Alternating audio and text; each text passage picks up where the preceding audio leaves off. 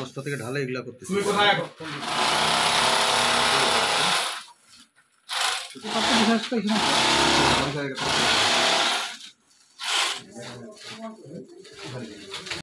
গত রাতে আমরা একটা গোপন সংবাদের ভিত্তিতে তথ্য পাই যে ওই মেসে যে চাল এবং আটা আছে সেটা অবৈধভাবে এই বাসাতে মজুত করা হয় এবং বস্তা বদল করে বিক্রির প্রস্তুতি নেওয়া হয় এবং তারপরে মার্কেটে বিক্রি করে দেওয়া হয়।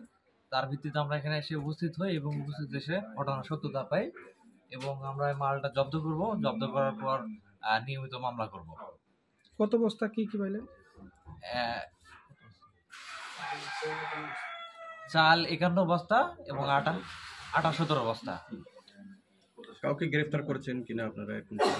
না, যেহেতু আমরা খাদ্য অধিদপ্তরের গ্রেফতার করার এখতিয়ার নেই, কিন্তু আমাদের মামলা দেওয়ার এখতিয়ার আছে, সেহেতু আমরা মাল জব্দ করছি এবং জব্দ করার পর নিয়মিত মামলা করব। আমি সাজা নিচ্ছি।